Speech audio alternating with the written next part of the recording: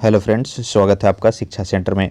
तो क्राउन सामान्य ज्ञान वीडियो सीरीज़ का यह प्राचीन भारत का 8वां वीडियो होगा, जिसमें चैप्टर 1.8 मौर्य साम्राज्य को हम पढ़ेंगे और ये काफ़ी इम्पॉर्टेंट टॉपिक है। इससे पहले का टॉपिक अगर आप नहीं देखे हैं तो उसका लिंक डिस्क्रिप्शन में दिया हुआ है। तो चलिए देखते हैं मौर्य साम्राज्य।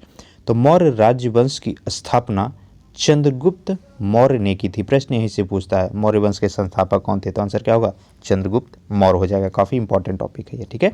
देखिए, उसने चाणक्य, जिनका नाम क्या था, विष्णुगुप्त, और कौटिल्य भी एक नाम था, तो चाणक्य की मदद से मगध के नंद वंशीय शासक धनानंद को मार करके मौर्य वंश का शासन कायम किया था। अगर हमारा पहले का भाग देखेंगे तो आप देखे होंगे कि जो धनानंद है वह नंद वंश का अंतिम शासक था।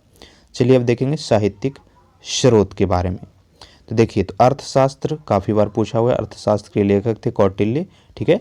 तो कौटिल्य का अर्थशास्त्र मौर्य वंश की राज्य व्यवस्था की विस्तृत जानकारी देती है। कई बार पूछा हुआ है कि अर्थशास्त्र जो है किस प्रकार की पुस्तक है, इकोनॉमिक्स की है, साइंस की है, या राजनीति की है, तो ये होगा राजनीति की या फिर राज्य शासन व्यवस्था की पुस्तक है।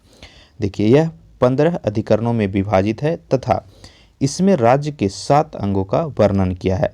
वह 7 अंग कौन कौन से हैं? स्वामी मतलब राजा, अमात्य मतलब मंत्री, मित्र, सेना, कोष, दुर्ग एवं जनपद। इस ग्रंथ की तुलना मैकियावेली के प्रिंस से की जाती है। अर्थशास्त्र मुख्यतः जो है सूक्त यानी गद्य के रूप में लिखित है। नेक्स्ट देखिए मुद्रा राक्षस। तो इसके लेखक हैं विशाख दत्ता, ठीक है। तो विशाख दत्त कृत मुद्रा राक्षस नंद वंश के पतन तथा मौर्य वंश के उत्थान के बारे में जानकारी देती है। तीसरा इंपॉर्टेंट बुक है इंडिका। इंडिका के राइटर हैं मेगास्थनीज, ठीक है। तो मेगास्थनीज की इंडिका मौर्य काल के प्रशासन, समाज एवं अर्थव्यवस्था पर प्रकाश डालता है। नेक्स्ट देखिए जस्टिन। तो यूनानी लेखक जस्टिन के अनुसार चंद्रगुप्त ने पूरे भारत पर विजय प्राप्त कर लिया था। नेक्स्ट देखिए दीपवंश और महावंश। तो इनके अनुसार अशोक ने बौद्ध धर्म का प्रचार प्रसार जो है श्रीलंका में किया था। अगला देखिए जूनागढ़ अभिलेख, इंपॉर्टेंट है ये, ठीक है। देखिए रुद्रदामन के जूनागढ़ अभिलेख में चंद्रगुप्त के नाम का उल्लेख किया हुआ है। इसमें मौर्य काल में निर्मित सुदर्शन झील की जानकारी मिलती है। इस झील का निर्माण चंद्रगुप्त मौर्य के शासनकाल में पुष्यगुप्त वैश्य ने गुजरात के सौराष्ट्र प्रांत में सिंचाई व्यवस्था के लिए करवाया था। तो यहाँ से प्रश्न जनरली पूछता है कि जूनागढ़ अभिलेख में क्या है, पूछ देगा, या फिर पूछेगा आपको सुदर्शन झील का उल्लेख कौन सा अभिलेख में किया हुआ है, या फिर पूछ देगा आपको कि सुदर्शन झील का निर्माण किसने करवाया था। तो ये आपका आंसर यहाँ से मिल जाएगा। चलिए आगे देखते हैं अशोक के अभिलेख। काफ़ी इंपॉर्टेंट है, इसको आप जरूर ध्यान से देखिएगा फ्रेंड्स। पीडीएफ चाहिए तो हमें कमेंट में बता दीजिएगा, ठीक है। या फिर हमारा टेलीग्राम चैनल है भी शिक्षा सेंटर के नाम से, उसको ज्वाइन कर सकते हैं। तो चलिए देखते हैं अशोक के अभिलेख। तो अशोक के इतिहास की जानकारी उसके अभिलेखों से ही मिलती है। अशोक पहला भारतीय शासक था जो अभिलेखों द्वारा अपनी प्रजा को सीधे संबोधित करता था।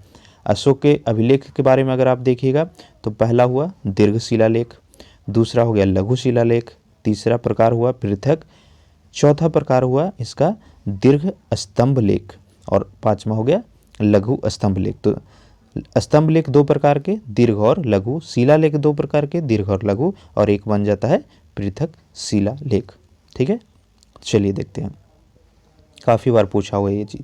अशोक के जो अभिलेख हैं वो ब्राह्मी, खारोष्टी और अरमाइक एवं ग्रीक लिपियों में लिखे हुए थे। 4 प्रकार के लिपियों का प्रयोग किया जाएगा। ये पूछता है प्रश्न आपको, ब्राह्मणी लिपि जो है, ब्राह्मणी लिपि वह बाएं से दाएं की ओर लिखी जाती है, वहीं खरोष्टी लिपि जो है ब्राह्मी लिपि जो है बाएं से दाएं यानी इस तरह से, और खारोष्टी लिपि जो है दाएं से बाएं यानी इस तरह से लिखी जाती है। तो दोनों में कन्फ्यूज मत होइएगा, याद रखिए।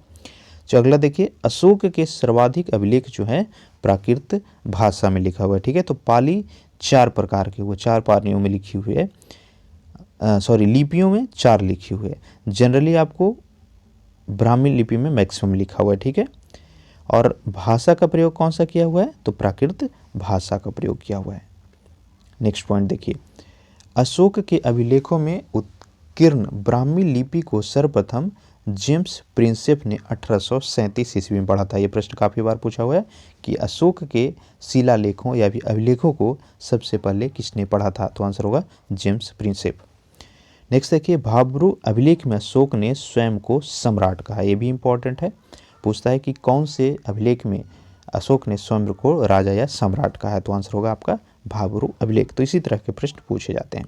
चलिए अब हम देखेंगे एक एक अभिलेख और उसकी विशेषता को। देखिए पहला शिलालेख, तो उसमें पशुवध जो है निषेध किया हुआ है, ठीक है, यानी जानवर का बलि को बैन किया हुआ था, यह ऐसा वर्णन पहला शिलालेख में किया हुआ है। दूसरा शिलालेख देखिए, तो विदेशों में धर्म प्रचार एवं मनुष्य एवं पशु चिकित्सा का उल्लेख।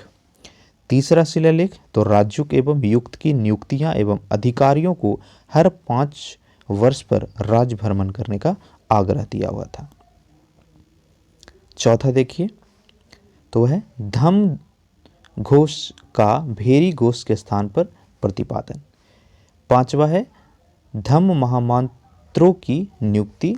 छठा शिलालेख में इसमें जन्म मामलों को निपटाने के लिए प्रशासनिक सुधारों का उल्लेख। सातवां शिलालेख है अशोक सभी धार्मिक मतों के प्रति निष्पक्षता रखेगा, यानी कोई भी तरह बायस्ड नहीं होगा, सबकी जो धर्म है सबको वह सपोर्ट करेगा, मानेगा। सातवां अभिलेख देखिए, तो इसके अंतर्गत लिखा हुआ है कि अशोक सभी धार्मिक मतों के प्रति निष्पक्ष रहेगा, जो ऑलरेडी हम देख चुके। आठवां शिलालेख में है बोध गया की यात्रा का उल्लेख एवं बिहार यात्रा के स्थान पर धम्म यात्रा का प्रतिपादन करना। नौवां शिलालेख में सच्चे विधान एवं शिष्टाचार का वर्णन किया हुआ है। 10वां शिलालेख देखिए, तो अशोक के उद्यम का लक्ष्य धम्माचरण की श्रेष्ठता घोषित करती है। 11वां है धम्म के तत्वों का प्रकाशन। 12वां धार्मिक सहिष्णुता पर जोर। 13वां है कलिंग युद्ध के बाद धम्म विजय की घोषणा। विदेशों में धम्म प्रचार, यानी 5 विदेशी राज्य की चर्चा का उल्लेख किया हुआ है। 14वां देखिए, 14वां शिलालेख, तो इसमें पहले 13 शिलालेखों का पुनरावलोकन तथा अशोक के साम्राज्य को महाल विजिते की संज्ञा। नेक्स्ट देखिए स्तंभ लेख, तो इनकी संख्या 7 है और ये 6 स्थानों से प्राप्त हुए हैं। रामपुरवा, दिल्ली में टोपरा, मेरठ, लौरिया नंदगढ़, लौरिया अरेराज और कौशंबी। नेक्स्ट देखिए अशोक के उत्तरी पश्चिमी शिलालेख। देखिए लमगान शिलालेख, तो यह जो है पुलिन ए दारू जो कि अफगानिस्तान में स्थित है और अरमाइक भाषा में लिखा हुआ है। तक्षशिला शिलालेख, तो यह आपका तक्षशिला पाकिस्तान में स्थित है, अरमाइक लैंग्वेज में भी है। कांधार शिलालेख, तो यह जो है सारे कुनार, कांधार कहाँ पे है, अफगानिस्तान में है, और इसका भाषा जो है अरमाइक या यूनानी में है, ठीक है। चलिए आगे देखिए अशोक के लघु शिलालेखों को देखिए। मध्य प्रदेश में मिला है आपका रूपनाथापुर, गुर्जरा, बुधनी। उत्तर प्रदेश में हरौरा जो कि मिर्ज़ापुर में पड़ती है। राजस्थान में बैराठ और भाबरू स्तंभ। कर्नाटका में ब्रह्मगिरी, सिद्धपुर, पालकीगुड़, जटिंग रामेश्वर, गोबीमठ, सन्नति और मास्की। मास्की वाला काफ़ी बार पूछा हुआ है, ठीक है। आंध्र प्रदेश में आपका एरगुड़ी और रजुल मंडेकरी में मिला है, और बिहार का सासाराम यानी सासाराम के चंदनवीर पहाड़ी में अशोक के लघु शिलालेख मिले हैं। चलिए अब देखते हैं मौर्यों की उत्पत्ति कैसे होती है। तो चंद्रगुप्त मौर्य की जाति एवं उसका वंश जो है विवादास्पद है। उसके वंश से संबंधित विभिन्न मत हैं, यानी अलग अलग लोगों का मानना है कि अलग अलग उनका जो उत्पत्ति का जरिया है, कोई श्योर नहीं है। देखिए तो ब्राह्मण परंपरा के अनुसार शूद्र हैं, ठीक है, तो मूरा नामक स्त्री से उनका जन्म हुआ। वहीं महावंश यानी बौद्ध साहित्य के अनुसार वे क्षत्रिय हैं, जो कि गोरखपुर के मौर्य नामक क्षत्रिय कुल से हैं। परिशिष्ट पर्वन के अनुसार मोरपालक का पुत्र है। मुद्रा राक्षस के अनुसार ब्रिशल यानी शूद्र वंश से उत्पन्न है, और राजपूताना गेजेटेरिया के हिसाब से वो चंद्रगुप्त मौर्य जो है राजपूत है, ठीक है। चलिए आगे देखेंगे राजनीतिक इतिहास उनका क्या कह रहा। तो चंद्रगुप्त एक चारी शासक था और सारे अधिकार अपने ही हाथ में रखे हुए थे। 305 ईस्वी पूर्व में चाणक्य की सहायता से चंद्रगुप्त मौर्य ने पंजाब प्रांत के यूनानी गवर्नर यूडेमस एवं सिकंदर के उत्तराधिकारी सेल्यूकस को पराजित किया। संघर्ष के बाद हुई चंद्रगुप्त मौर्य के संधि की शर्तों के देखिए संघर्ष के बाद हुई संधि की शर्तों के अनुसार चंद्रगुप्त मौर्य को हेरात, कांधार, काबुल, बलूचिस्तान प्रदेश जो है प्राप्त होते हैं। चंद्रगुप्त ने सेल्यूकस को उपहार में दिया था। ठीक है, देखिए चंद्रगुप्त के अन्य नाम, इसको आप याद रखिएगा। चंद्रगुप्त के अन्य नाम क्या क्या हैं? तो सेंड्रोकोटस स्ट्रैबो एरियन जस्टिन के ग्रंथों में दिया हुआ है। इंडोकोटस कहा गया है प्लूटार्क के द्वारा, और चंद्रगुप्त जूनागढ़ के अभिलेख में कहा हुआ है। ठीक है, चलिए आगे देखते हैं। सेल्यूकस की पुत्री हेलेना का विवाह चंद्रगुप्त मौर्य से हुआ था। सेल्यूकस ने मेगास्थनीज को अपना दूत बनाकर चंद्रगुप्त मौर्य के दरबार में भेजा, जहां उसने इंडिका की रचना की। ये लाइन याद रखिएगा, बहुत ही इंपॉर्टेंट। ठीक है, मेगास्थनीज को चंद्रगुप्त मौर्य के दरबार में किसने भेजा था? तो आंसर होगा आपका सेल्यूकस। या पूछेगा सेल्यूकस ने चंद्रगुप्त मौर्य के दरबार में किसको भेजा था? तो आंसर आपका हो जाएगा मेगास्थनीज। ठीक है, चलिए अगला देखिए। चंद्रगुप्त मौर्य के शासनकाल में ही स्थूलभद्र के नेतृत्व में पाटलिपुत्र में प्रथम जैन संगति का आयोजन किया गया था। अपने जीवन के अंतिम समय में चंद्रगुप्त मौर्य जैन सन्यासी भद्रबाहु के साथ श्रवण बेलगोला, जो कि मैसूर कर्नाटका में पड़ता है, वहां चला गया था, जहां उसने चंद्रगिरी पर्वत पर चंद्रगुप्त बस्ती बसाई और सलेखना पद्धति द्वारा अपने प्राणों का त्याग कर दिया था। देखिए मेगास्थनीज के बारे में, तो सेल्यूकस निकेटर का दूत मेगास्थनीज जो है 7 वर्षों तक चंद्रगुप्त के दरबार में रहा। उसकी कीर्ति इंडिका अप्राय है, लेकिन अप्राय मतलब इंडिका का जो अभी कोई भी हार्ड कॉपी है वो ओरिजिनल उपलब्ध नहीं है, लेकिन उसके उदाहरणों को यूनानी लेखक एरियन, डायोडोरस, स्ट्रैबो आदि ने अपने लेखों में उद्धृत किया है। उसने पाटलिपुत्रा को पोलिम ब्रोथा कहा है। ठीक है, तो मेगास्थनीज ने ही पाटलिपुत्रा को पोलिम ब्रोथा कहा है। अगला देखिए, मेगास्थनीज के अनुसार भारतीय समाज 7 वर्गों में था। काफ़ी बार पूछा हुआ है। ठीक है, कि किस लेखक के अनुसार भारतीय समाज जो है 7 वर्गों में बटा हुआ था, या फिर मेगास्थनीज के अनुसार भारतीय समाज कितने वर्गों में बटा हुआ था। तो इस प्रकार के प्रश्न जो काफ़ी बार पूछे गए हैं। तो ये 7 वर्ग कौन कौन थे? कृषक, शिकारी, मंत्री, दार्शनिक, निरीक्षक, व्यापारी और योद्धा था। उसके अनुसार भारतीय शिव यानी डायोनिसियस एवं कृष्ण हेराक्लीज की पूजा करते थे। पाटलिपुत्र का प्रशासन 6 समिति द्वारा संचालित किया जाता था और प्रत्येक समिति में 5 सदस्य होते थे। मेगास्थनीज ने कौटिल्य का वर्णन नहीं किया। ठीक है, तो मेगास्थनीज के द्वारा कहीं भी कौटिल्य का वर्णन नहीं किया हुआ है। नेक्स्ट देखिए, चाणक्य, कौटिल्य, उन्हीं का नाम विष्णुगुप्त भी था। तो चाणक्य के बचपन का नाम विष्णुगुप्त था। इनके पिता कौन थे? चनक थे। चाणक्य को भारत का मैकियावेली भी कहा जाता है। चंद्रगुप्त ने ही अर्थशास्त्र की रचना की थी। अर्थशास्त्र जो 15 अभिखंडों या खंडों में विभाजित है, तो उसके अनुसार राज्य के 7 अंग बताए गए हैं: स्वामी, आमत्य, सेन, कोश, दुर्ग एवं जनपद और मित्र। ठीक है, पुराणों में चंद्रगुप्त को श्रेष्ठ ब्राह्मण कहा गया है। कौटिल्य के अनुसार राजा धर्म प्रवर्तक अर्थात सामाजिक व्यवस्था का संचालक होता है। कौटिल्य ने युद्ध के मामलों में नैतिकता को गौण माना है। उसका मतलब था कि जब युद्ध हो ही रहा है तो नैतिकता क्या है? किसी भी तरह युद्ध को जीतना है। चलिए अगला हम देखते हैं बिंबिसार के बारे में। ठीक है, सॉरी, बिंबिसार जो था तो वो तो हर्यक वंश का था। यहाँ पे बिंदुसार है, कन्फ्यूज मत होइएगा मेरी तरह एग्जाम में। ठीक है, बिंबिसार अलग था, बिंदुसार अलग है। तो बिंदुसार जो है चंद्रगुप्त मौर्य की मृत्यु के बाद उसका पुत्र बिंदुसार गद्दी पे बैठता है। बिंदुसार अमित्र घात के नाम से भी प्रसिद्ध है, जिसका अर्थ होता है शत्रुओं का नाश करने वाला।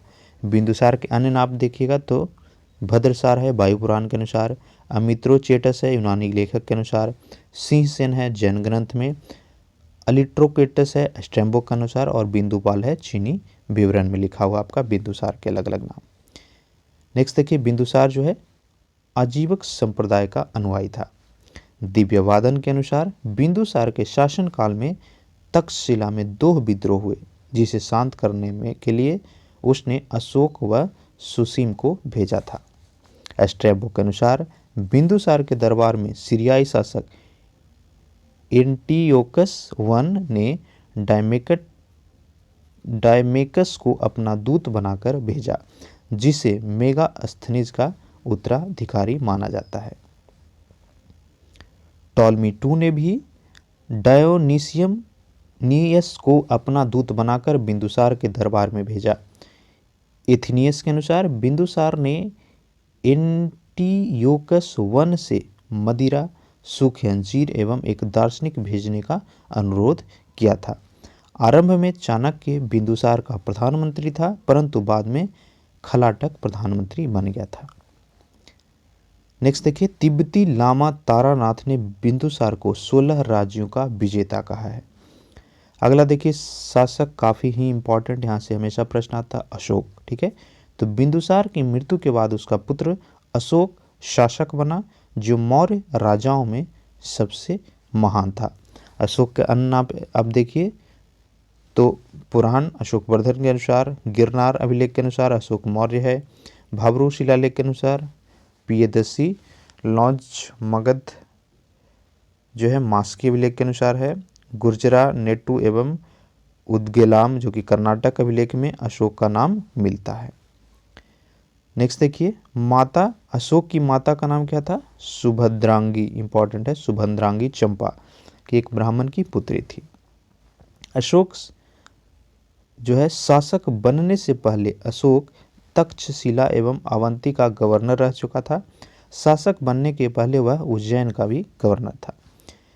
असंधिमित्रा एवं कारुवाकी अशोक की 2 पत्नियां थी। नेक्स्ट पॉइंट देखिए, अशोक के अभिलेखों में कारुबाकी एवं उसके पुत्र तीवर का उल्लेख मिलता है। बौद्ध ग्रंथ दिव्यवादन के अनुसार पद्मावती अशोक की एक अन्य पत्नी थी। नागदेवी अशोक की एक अन्य पत्नी थी, जिससे उत्पन्न पुत्र पुत्री थे महेंद्र एवं संघमित्रा। इंपॉर्टेंट ये इसलिए है कि महेंद्र एवं संघमित्रा को ही अशोक ने बौद्ध धर्म की प्रचार के लिए भेजा था श्रीलंका में। अगला देखिए, अशोक के अभिलेखों में उसे देवानम प्रिय यानी देवताओं का प्रिय एवं प्रियदर्शी कहा गया है। कल्हन काफ़ी इंपॉर्टेंट है, राजतरंगिणी के लेखक थे कल्हन। तो कल्हन की राजतरंगिणी के अनुसार अशोक ने श्रीनगर की स्थापना की थी। देखिए, कलिंगा युद्ध काफ़ी भयानक युद्ध हुआ था। तो अशोक का कौन सा शिलालेख याद रखिएगा? 13वां शिलालेख। तो 13वें शिलालेख के अनुसार राज्य अभिषेक के 8 वर्ष बाद यानी 261 ईस्वी पूर्व देवों के प्रियदर्शी राजा यानी अशोक ने कलिंग पर विजय प्राप्त की थी।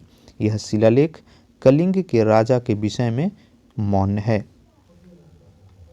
खारवेल के हाथी गुम्फा अभिलेख के अनुसार नंदराज इस समय का कलिंग का शासक था। इस युद्ध के बाद अशोक को गहरी व्यथा एवं पश्चाताप हुआ। उसे इतना रक्तपात हुआ था कि उसे काफ़ी अफसोस होती है युद्ध के बाद, और उसने युद्ध की नीति को त्याग करके सांस्कृतिक विजय पाने की नीति अपनाती है। यानी दूसरे शब्दों में अशोक ने भेरी घोष के बदले धम्म घोष को अपनाया था। युद्ध के बाद अशोक न्यायग्रोथ के प्रवचन सुनकर बौद्ध धर्म की ओर आकर्षित हुआ। उपगुप्त ने, काफ़ी इंपॉर्टेंट है यह नाम याद रखिएगा, तो उपगुप्त ने अशोक को बौद्ध दर्शन में दीक्षित किया। अशोक बौद्ध धर्म की अस्थावीर शाखा का अनुयायी था। तो शिक्षा किसने दिया था? अशोक को उपगुप्त ने दिया। और किस ब्रांच का फॉलोअर था? अस्थावीर ब्रांच का फॉलोअर था। अब हम देखेंगे अशोक के धम्म की नीति को। तो अशोक ने धम्म का प्रतिपादन किया। यह धार्मिक शिक्षाएं न होकर सामाजिक एवं नैतिक नियमों की दस्तावेज है। अशोक ने श्रीलंका एवं मध्य एशिया में बौद्ध धर्म का प्रचार प्रसार किया। श्रीलंका में, पीछे हम बताए थे, श्रीलंका में उसने अपने पुत्र महेंद्र एवं पुत्री संघमित्रा को प्रचार के लिए भेजा था। 5वें बृहद शिलालेख के अनुसार उसने धम्म प्रचार के लिए धम्म महामात्रों की नियुक्ति की थी। अशोक ने बौद्ध धर्म तीर्थ स्थलों की यात्रा, धम्म यात्रा की शुरुआत की। अशोक ने आजीविकों के रहने के लिए बराबर की पहाड़ियों में गुफाओं का निर्माण करवाया। इंपॉर्टेंट है, अभी जो बिहार के जहानाबाद में स्थित है बराबर की पहाड़ियाँ, तो उसका निर्माण माना जाता है कि अशोक ने आजीविकाओं को रहने के लिए करवाया था। नेक्स्ट देखिए, काफ़ी इंपॉर्टेंट घटना थी बौद्ध धर्म की। तो अशोक के शासनकाल में ही तृतीय बौद्ध संगति का जो आयोजन है वह किया जाता है पाटलिपुत्रा में। यूरोपीय लेखक अशोक की तुलना रोमन सम्राट कॉन्स्टेंटाइन से करते हैं। देखिए नेक्स्ट है दशरथ। तो दशरथ जो है सम्राट अशोक के पौत्र थे, पुत्र नहीं पौत्र थे, ठीक है। दशरथ के शासनकाल में गया बिहार में स्थित नागार्जुन पहाड़ी पर आजीविकों ने निवास के लिए 3 गुफाएं बनाई थी। दशरथ ने भी अशोक की भांति देवान प्रिय की उपाधि ग्रहण की। अगला देखिए बृहद्रथ, काफी बार पूछता है। मौर्य साम्राज्य का अंतिम शासक हुआ था बृहद्रथ। इसकी हत्या एक ब्राह्मण मौर्य सेनापति पुष्यमित्र शुंग ने की थी और उसने नए वंश शुंग वंश की स्थापना किया था। चलिए अब हम देखेंगे मौर्य प्रशासन के बारे में। पहला देखिए राजनीतिक व्यवस्था कैसी थी। तो मौर्य काल में वंशानुगत केंद्रीय राजतंत्रात्मक व्यवस्था के अनुरूप राजा जो है सर्वोपरि होता था। अर्थात इसमें देखिएगा तो अर्थशास्त्र के अनुसार राजा को निरंकुश बनाते हुए प्रजा के कल्याण पर ध्यान देने की जरूरत पर बल दिया गया था। अर्थशास्त्र में सप्तांग सिद्धांत के अंतर्गत राजा आमत्य, ये पीछे भी हम देखे थे, ठीक है। तो मौर्य काल का जो शासन व्यवस्था था उसमें 7 सिद्धांत थे, यानी 7 जो प्रकार के लोग हैं, मंत्री हैं बोल सकते हैं, वो शामिल थे।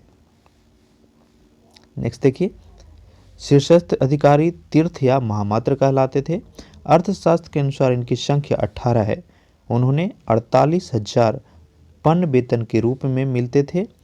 पन्न 3/4 तोले के बराबर चांदी का एक सिक्का होता था। नेक्स्ट देखिए, तीर्थ या महामात्य, तो मंत्री, पुरोहित, सेनापति, ये सभी जो लोग थे, दैवारिक, पौर, वैवाहिक, न्यायिक, कार्मिक, मंत्री परिषद, ये सभी के सभी उसमें शामिल थे। शासन चलाने के लिए मंत्री परिषद का होना जरूरी था, जो शासक को सलाह देने में सक्षम होता था। नेक्स्ट देखिए, मौर्य काल के प्रमुख अधिकारी क्या कहा जाता था। तो पन्याध्यक्ष कहा जाता था। तो यह जो है वाणिज्य व्यापार का अध्यक्ष होता था। शीताध्यक्ष कृषि विभाग का अध्यक्ष होता था, अधिकारी होता था। अच्छपटलिक, यह महालेखाकार होता था। पौतवाध्यक्ष तो मापतौल का अधिकारी। रक्षिण, यह एक पुलिस अधिकारी होता था। न्यायालय देखिए 2 प्रकार के होते थे। पहला है कंटक शोधन, जो कि फौजदारी न्यायालय था, और धर्मस्थयी, यह दीवानी न्यायालय था। नेक्स्ट देखिए प्रांत। तो चंद्रगुप्त मौर्य के समय 4 प्रांत थे, परंतु अशोक के शासनकाल में कलिंग विजय के बाद यह 5 प्रांत हो जाता है। कौन कौन प्रांत याद रखिएगा। तो उत्तरापथ का राजधानी तक्षशिला हो गया। दूसरा दक्षिण पथ राजधानी सुवर्णगिरी थी। मध्य क्षेत्र का राजधानी पाटलिपुत्र, अवंती पथ का उज्जैन और कलिंग का तोसली था। ठीक है, चलिए आगे बढ़ते हैं।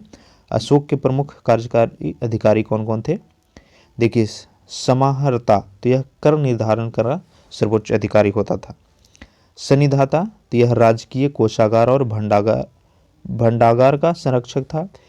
व्यवहारिक, तो यह न्यायाधीश कहलाता था। धम्म महामात्र, समाज में सामंजस्य की स्थिति बनाए रखना इसका काम था। अंतःमात्य, तो सीमावर्ती क्षेत्रों में धर्म प्रचार करने वाला यह अधिकारी था।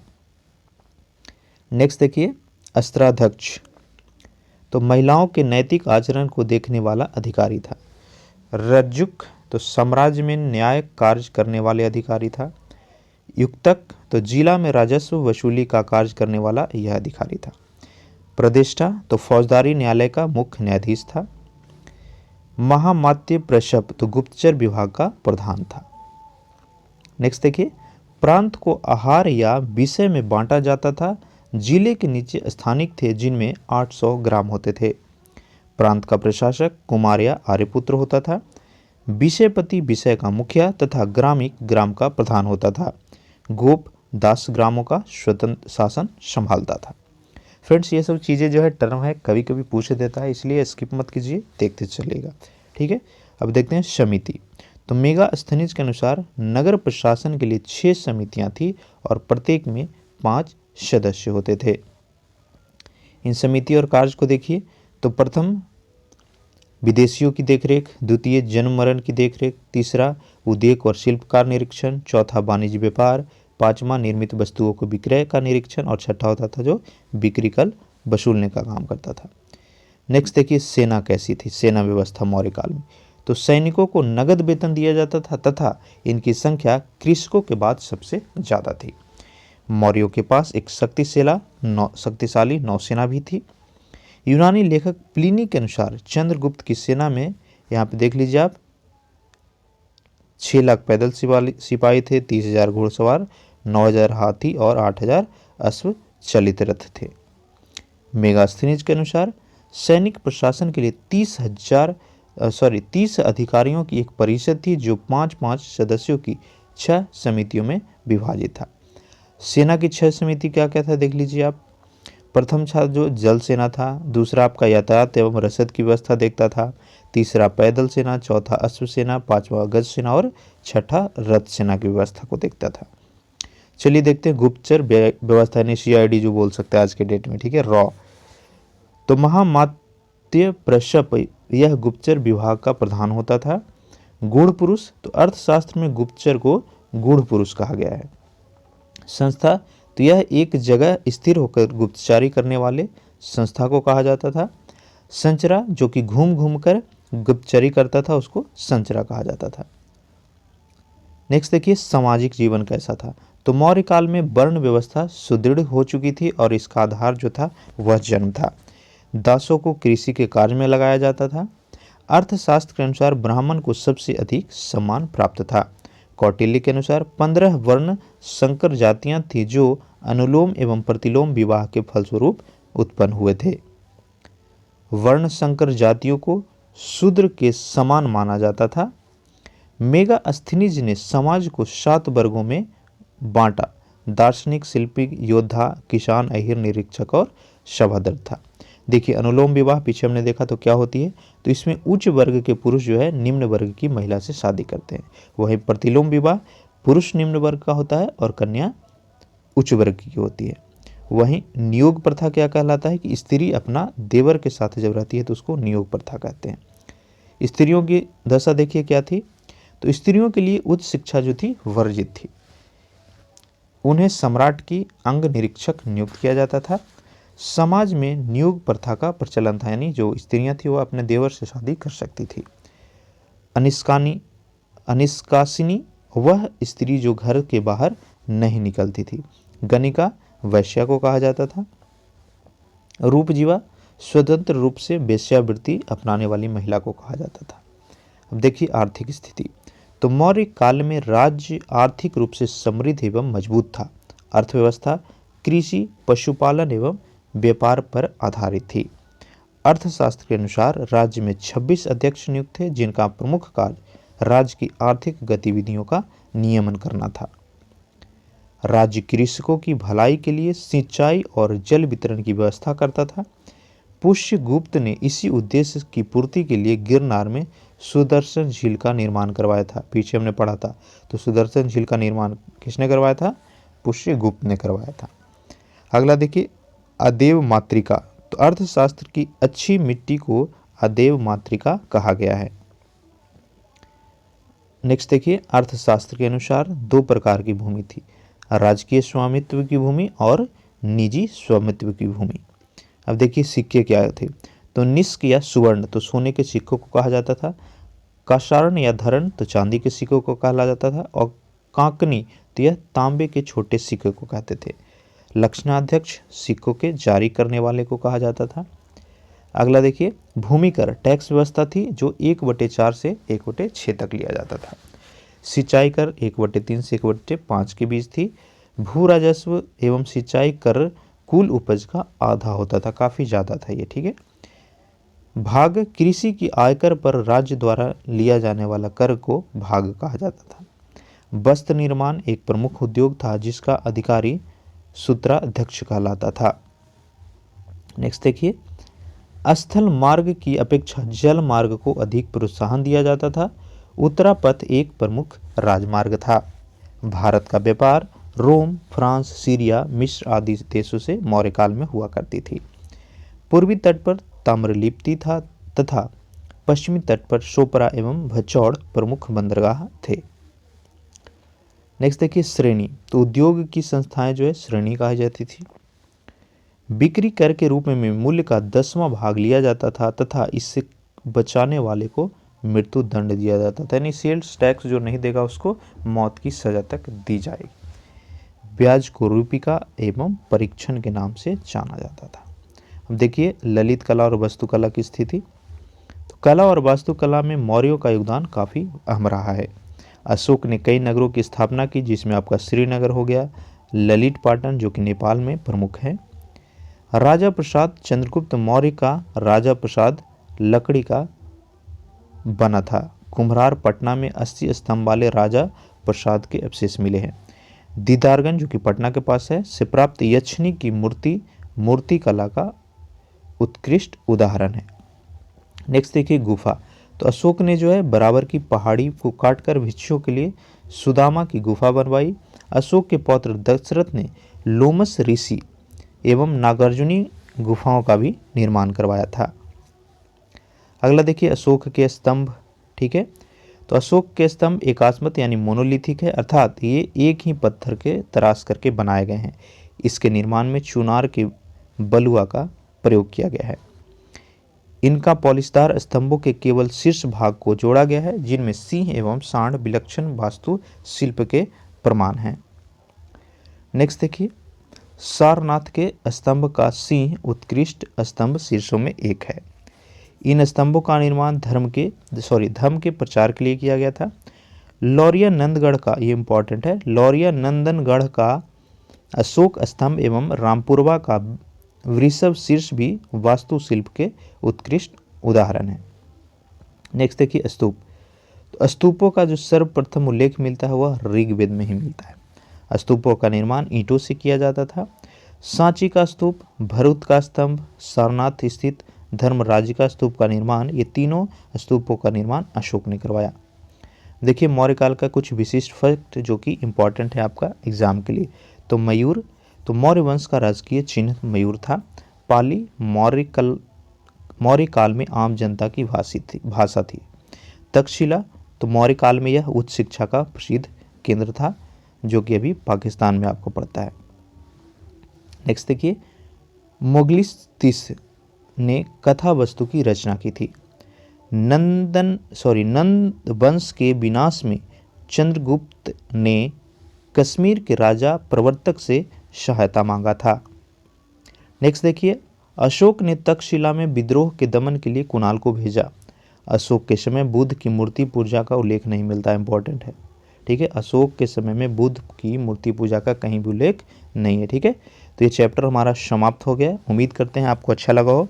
अच्छा लगा हो तो लाइक कीजिए, नहीं तो डिसलाइक करके हमें कमेंट में बताइए क्या कमी रह गई, ठीक है। पीडीएफ चाहिए तो हमारा टेलीग्राम चैनल है शिक्षा सेंटर के नाम से, सर्च करके टेलीग्राम में इस लोगो वाले से जुड़िए। अगर अब तक चैनल पर नए हैं तो प्लीज़ सब्सक्राइब कीजिएगा, सब्सक्राइब बटन पर जा करके, और वीडियो को जरूर शेयर कीजिए अपने फ्रेंड्स के साथ। Thank you.